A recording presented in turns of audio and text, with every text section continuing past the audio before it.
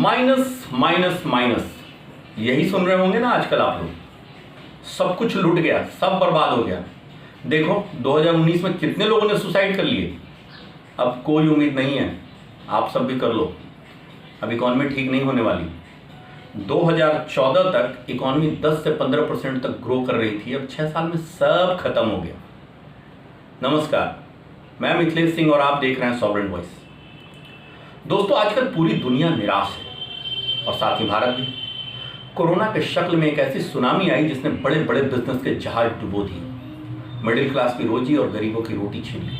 लेकिन दोषी कौन? सरकार, जिसने और देशों की तरह लॉकडाउन लगाया ताकि लोगों की जिंदगी बचाई जा सके, या जनता जिसने लॉकडाउन के नियमों को फॉलो नहीं किया? क्या किसी को पता था कोरोना कब आएगा, कब जाएगा, किस तरह लोगों को संक्रमित करेगा, यहाँ तक कि कैसे फैलता है वो भी हर 10 दिन पे बदल रहा था। उसका नतीजा ये हुआ कि 2020-21 के पहले तिमाही में विकास की रफ्तार नेगेटिव हो गई और कांस्टेंट प्राइस पे -23.92 हो गई, तो वहीं करंट प्राइस पे -22.57। हम लोग ज़्यादा कंफ्यूज नहीं होते और कांस्टेंट प्राइस पे ही पूरी डिटेल्स को समझेंगे।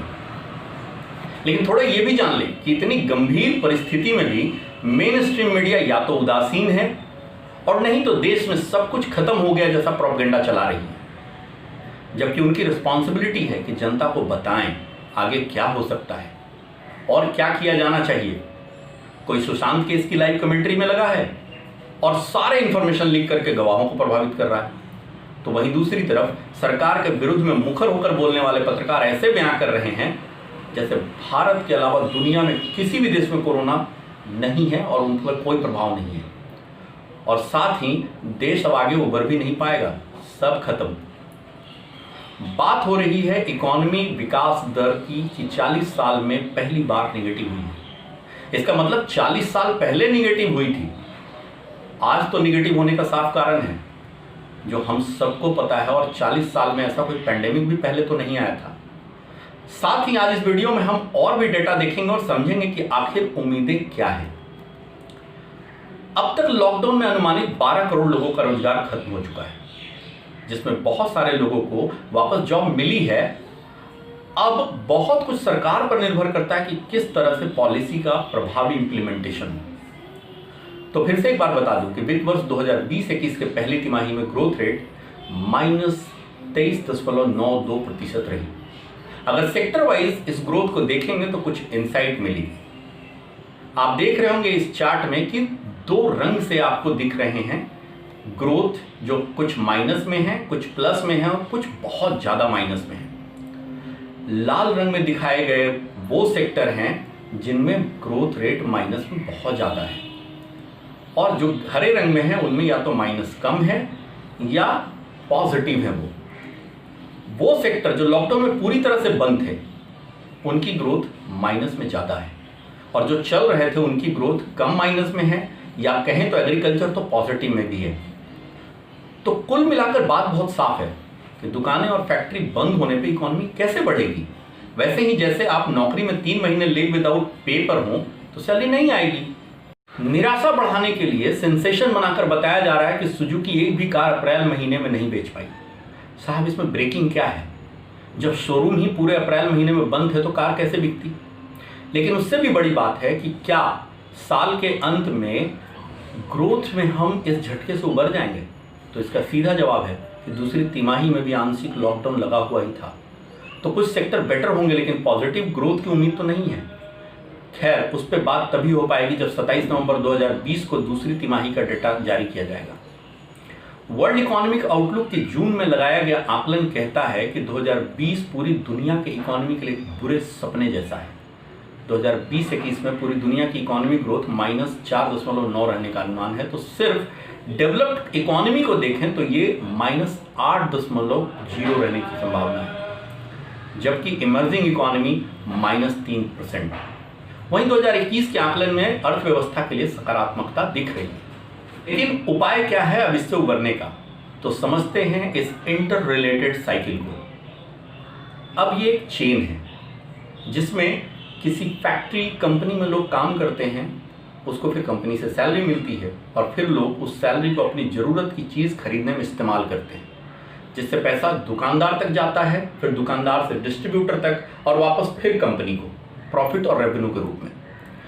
लॉकडाउन में डिस्ट्रीब्यूटर, दुकानदार और कंपनी तीनों ही बंद थे, तो कंपनी के पास पैसा आना बंद हो गया, तो फिर एम्प्लॉय की सैलरी कहाँ से मिलेगी? अब लोगों ने अपने सेविंग के पैसे या कर्ज लेकर खर्च किए इस दौरान। अब दोबारा फैक्ट्री शुरू हुई, सैलरी मिलनी शुरू हुई है, लेकिन अब उस पैसे को एम्प्लॉय पहले या तो कर्ज लौटाएगा या सेविंग बढ़ाएगा, मतलब खर्च कम करेगा, तो फैक्ट्री का रेवेन्यू कम रहेगा और समस्या जस के तस कई महीनों तक बनी रहेगी, जब तक ग्राहक की खरीदारी की क्षमता वापस नहीं आ जाती है या फैक्ट्री बिजनेस के पास ऑपरेट करने के लिए पर्याप्त पूंजी ना आ जाए। अब सरकार को तय करना है कि वो कौन सा अप्रोच अपनाती है, इन्वेस्टमेंट का या कंज्यूमर के हाथ में पैसा देने का, या दोनों ही। इसके अलावा गवर्नमेंट की स्पेंडिंग बढ़ानी पड़ेगी, जो सरकार ने कुछ हद तक बढ़ाई भी है, जो जीडीपी के आंकड़ों के साथ बताया गया है। जैसा कि आप सब सुने होंगे कि पिछले वर्ष भी भारत की विकास दर बहुत कम 4.18% थी और विपक्ष का कहना है कि सरकार इकोनॉमी को डुबो देगी। तो क्या इतनी कम ग्रोथ रेट पहली बार हुई है या पहली सरकार है जिसमें हुई है? आइए देखते हैं भारत के ग्रोथ रेट को 2008 से, और साथ ही वो वर्ष भी जानते हैं जब ग्रोथ रेट पहले नेगेटिव हुई थी।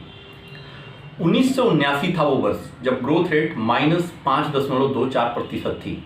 तब शायद कोई कोरोना भी नहीं था और ना कोई लॉकडाउन।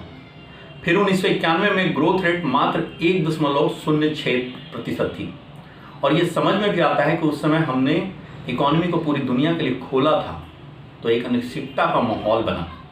लेकिन 2008 को जब देखेंगे तो ग्रोथ रेट सिर्फ 3.09%। लेकिन कांग्रेस का जवाब होगा मंदी थी, और सच भी है, थी भी। वैसे ही 2019 में भी विश्व भर में कंजम्पशन में कमी देखी गई है। पिछली सरकार के परफॉर्मेंस को इस पैंडेमिक की वजह से होने वाले बर्बादी को छोड़कर देखेंगे तो अभी भी सरकार की परफॉर्मेंस पिछली सरकार से कहीं बेहतर है।